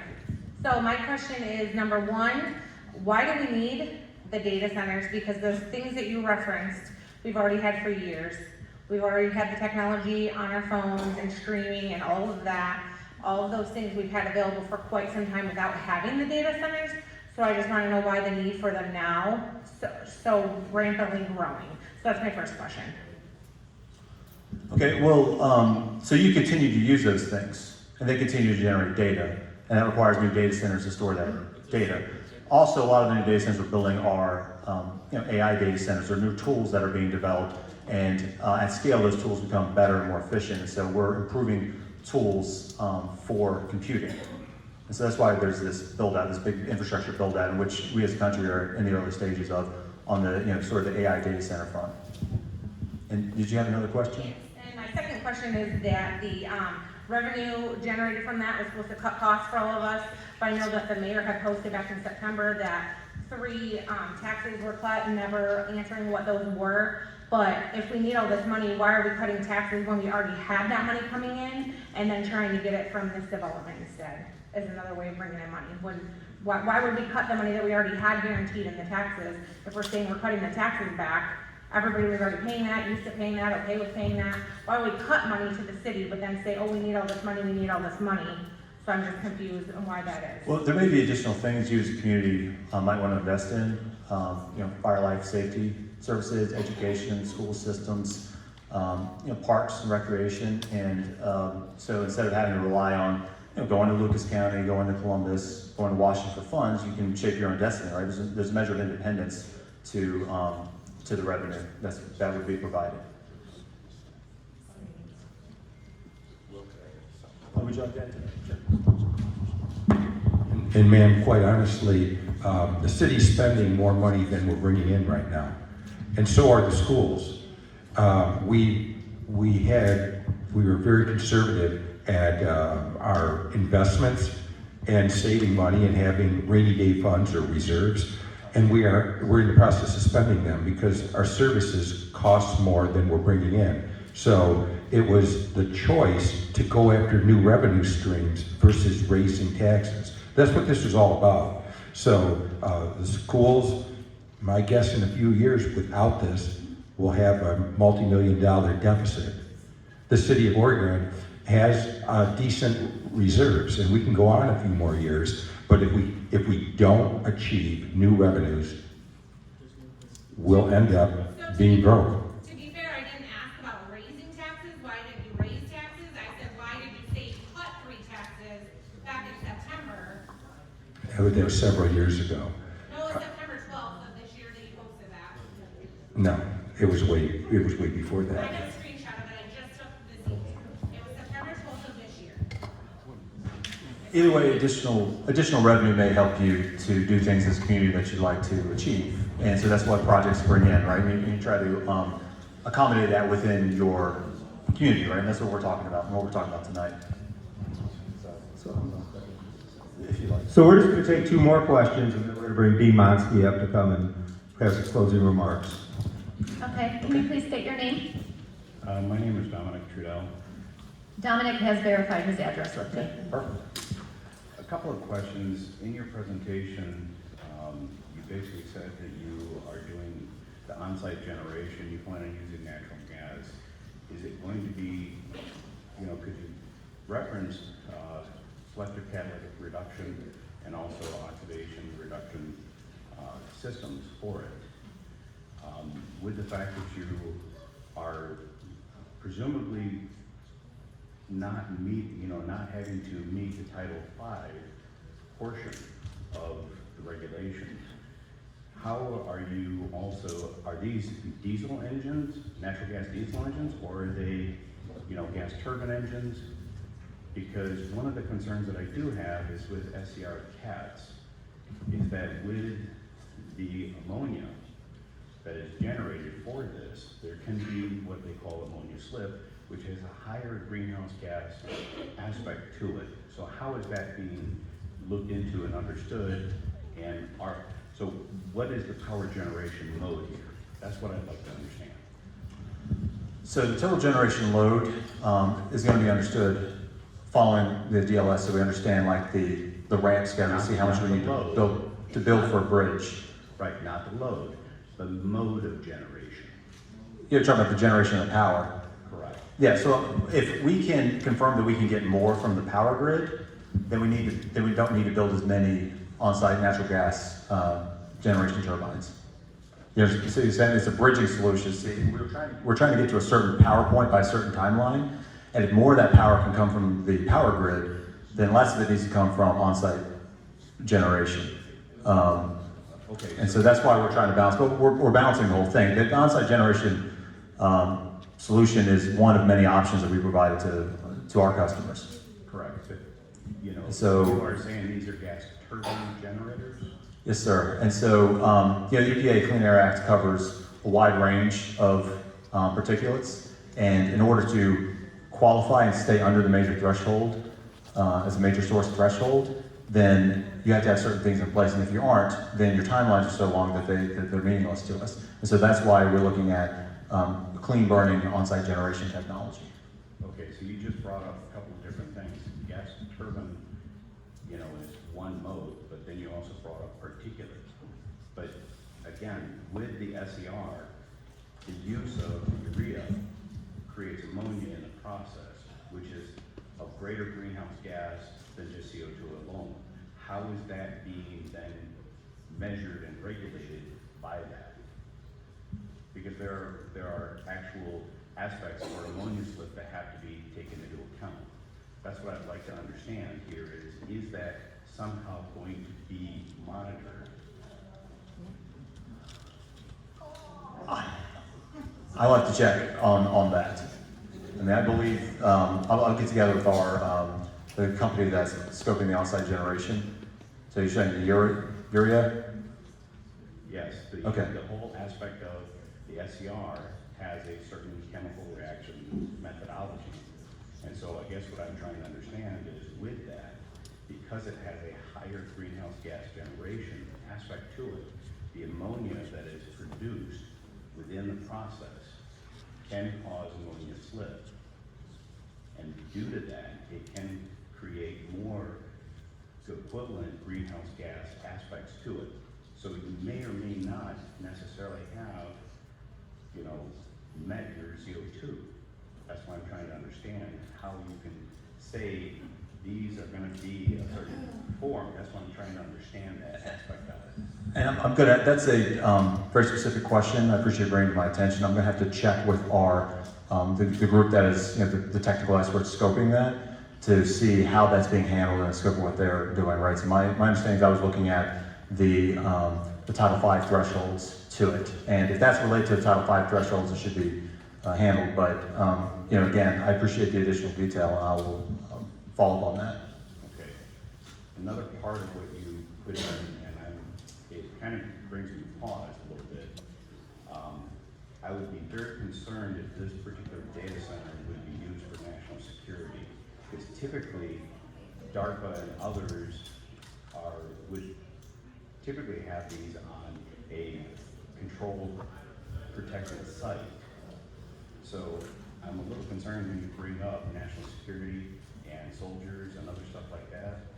A lot of my family are military, and I'm a little concerned that leading into that kind of brings a very touchy topic. Okay, so I'd like to caution you in the fact that AI is one thing, and data centers are good. This is more going to be for commercial, I would assume, because if our government and our military are relying on this as one of the centers, I would be really shocked, especially if, you know, we don't have military actually, you know, protected.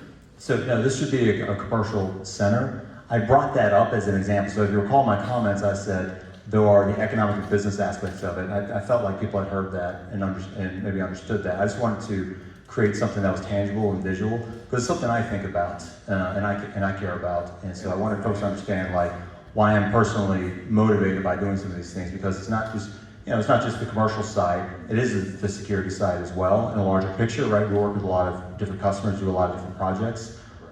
This one, you know, I'm anticipating it's a commercial project, and but again, my point of bringing that up was to help folks understand like why I feel like what I do is important, why I believe in what I do, why I go around the country and advocate for these projects, because I believe they can bring good things to the communities, and I believe they're important for our future. Right. And that's all I that understand we're in a race with, you know, different nations, especially like China. China is actually starting to put data centers in the ocean for helping with the cooling of those. So there are different methods and different aspects here. And a lot of the AI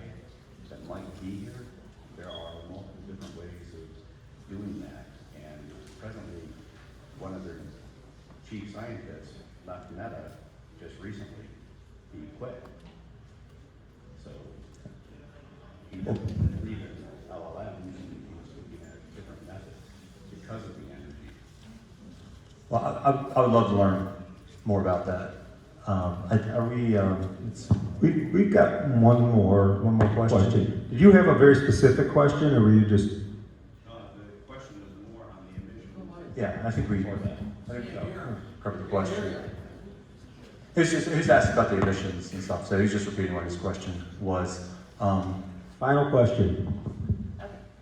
Ma'am, state your name, your question. Nicole Spolino. I work in the city of Toledo as a wastewater operator, and the only thing I have a question about is when you were talking about the closed loop system, you were talking about how it is a really good way to conserve the water because you add a coolant in the water and it circulates through the servers and keeps everything cool.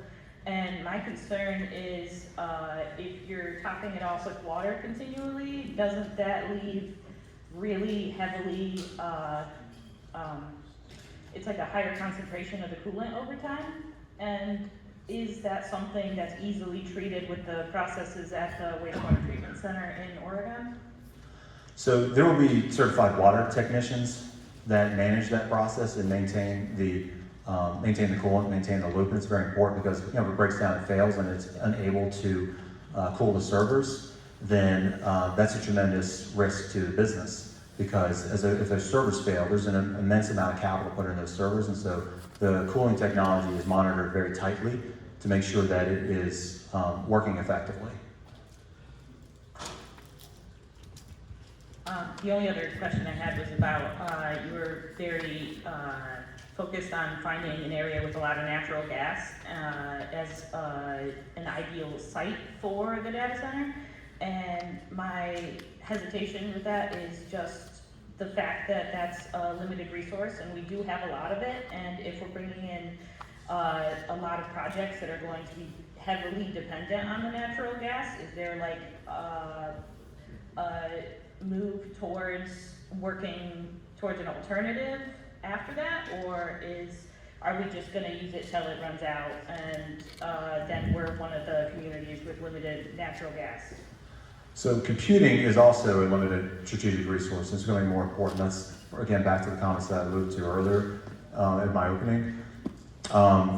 Again, at the end of the day, that's why you want to be connected to the grid, is because as you start to develop other technologies and transition and you move your grid around, I mean, we're hopeful in the future that nuclear energy, right, clean burning nuclear energy, at a distance can supply power, and that all happens through the power grid. So the power grid, that's why data centers want to be connected to the power grid, because the electrons, right, once they're on the grid, they're all the same. And this is all a matter of how we manage our generation mix over time. So, okay. Well, thank you everyone for coming out. I really appreciate it. I appreciate the good questions and the feedback. These are always learning opportunities for everyone, myself included. And I really appreciate your time this evening. Thank you.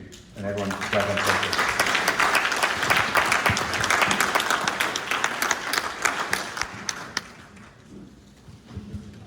We're going to invite Dean Lonsky up to make some closing comments here. Closing comments. I will, thank you. Good evening, everyone. I will be very brief. My name is Dean Monsky. I'm the president and CEO of the Regional Growth Partnership. First of all, I just want to thank the mayor and Tom for their time and information tonight. But really briefly, just a couple things to say. First of all, just bear with me, I'm going to be quick. My grandfather's name was Maurice Bonham. He worked, for those of you old enough, for 30 years at the Pure Oil Company here in Oregon. After retiring from Pure Oil, he actually started Bonham's Evergreen Nursery, and he probably did the majority of commercial buildings in town with landscaping. And today, still out of the mayor's office, you can look across the field and see a pine tree or two that he planted where my mom grew up. It was called Stadium Road, a big ditch road back then. And in 2000 to 2006, I was the second director of the Oregon Economic Development Foundation. And of those 6 years, all the companies we brought into this community, the single thing I'm most proud of is the 300 north acres of Pearson Park. Because there was a developer that wanted to develop that land. And I will tell you, myself, the mayor at the time, some council members, really didn't think that was a good area for development. Yeah, that was kind of the crown jewel of this community. I grew up as a kid in those paddle boats in Pearson Park, and we really came up with a plan that said and there was a lot of money offered to it was one owner that owned all 300 acres, actually 3 sisters, and we worked the plan out, got the Metro Parks involved, and I'm not gonna bore you with the details, but we made sure that property did not get developed. And I tell you all of that just for one simple reason. The Regional Growth Partnership is not. We are not trying to see how quickly we can develop every inch of Northwest Ohio. We really don't do that. We are a private nonprofit organization. We don't take one penny of public tax dollars to do what we do. We have 100 businesses throughout Northwest Ohio that simply want to see vibrant communities. Communities that our kids and grandkids, and I'm born and raised in Toledo, we want our kids and grandkids to be able to stay in this region with great opportunities if they so choose to do that. And I'm also going to say that everyone at RGP, we have 19 people, we are all salaried employees. We do not make any money, more or less, whether a data center or anything else comes to Oregon, Ohio, or anywhere else in the 17 counties in Northwest Ohio. So I think that's really important, and I'm glad people brought up the construction folks. AGC, Associated General Contractors, is my largest single investor. IEBW is right up there top as well. And I will tell you, we will make sure every single local trade and worker and construction company that can be part of this project is. What Will is trying to say, just like Meta down in Bowling Green, we were responsible for bringing that in. We are working with every local contractor we can get. We simply can't get enough workforce locally to do it, and some is specialized that we don't have here. But I will tell you, that is at the top of our mind constantly to make sure that that's going to happen. I also want to say, and I'll leave you with this, first of all, I really do want to thank, I hope you all feel like I do, and at least appreciate the willingness of a developer to come to talk to you, to answer your questions. This is kind of unique in the world of economic development to have this. So I just really appreciate Will being here, and I hope it also shows the type of partner that Capacity LLC wants to do. I can tell you, we know who that end user is going to be. I think when all that happens, and thank you, Paul Roman, for saying that this bill is going to go through legislation, and at that time you're going to know these things, and I think this community is going to be very proud of those. And the last thing I'll say is we work with Oregon for 25 years now, and the leadership, certainly the staff here at the City of Oregon, they're keenly aware of what works and what doesn't in Oregon. I think it's just been a great team. And lastly, I just want to thank all of you, especially the citizens of this community. This is how things should work. I would say overall tonight, other than maybe a couple of outbreaks, this is how this country is supposed to work. To have a conversation, you are all absolutely allowed to feel how you want to feel in your community. And do you want something or not? All I ever ask is that you educate yourself by doing what you're doing tonight. Don't just listen to the group here. Do some more work, but please don't rely just on Facebook. That's not a great spot to get factual information. Do your work, get lots of sources, get educated, and then make your decision. So I think you've done a great job here tonight. I gotta say, we do this around the region. I know my partners around the state that do this. This is how it's supposed to be. So thank you all very much, and please have a safe evening. Thanks.